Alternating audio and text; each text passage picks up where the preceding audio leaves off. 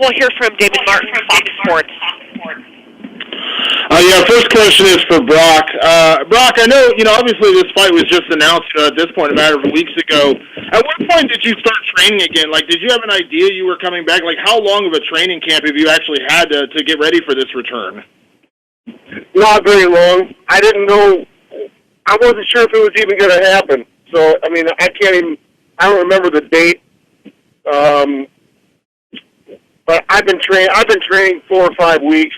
And before my call to Dana, I wasn't even sure if this thing was going to happen at UFC 200. We had talked and maybe thought we could maybe put something together by November for New York. But, I'll fight whenever the money's right. And we took it to the 11th hour, and that's where we're at. So it is what it is.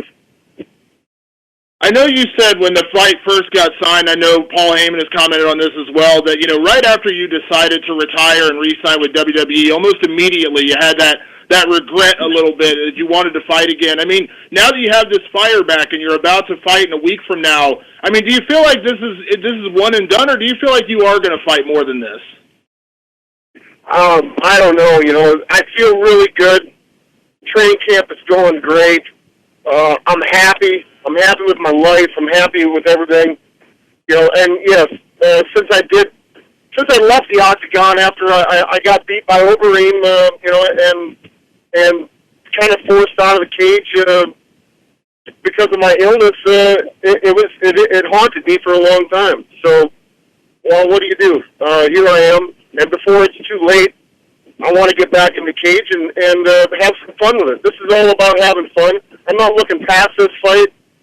I'm just taking one day at a time, one training session at a time, and looking forward to July 9th. I'm grateful that Mark Hunt took the fight, and it was short notice for me and him. So we'll see what happens on the 9th.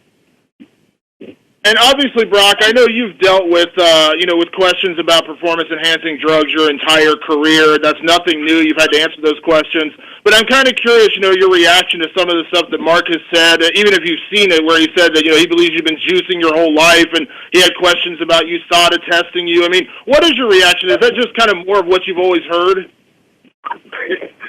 I've been dealing with that my entire life. I'm a white boy, and I'm jacked. Deal with it.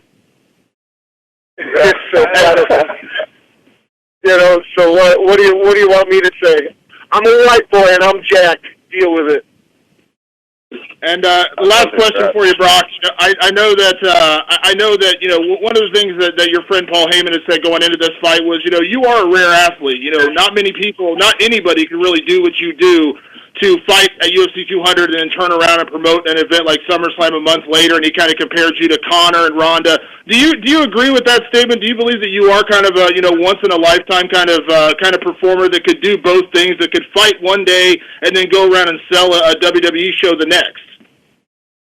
Well, I feel really grateful that I can. I'm not comparing myself to anybody. What Paul Heyman says on my behalf, let me clue you in.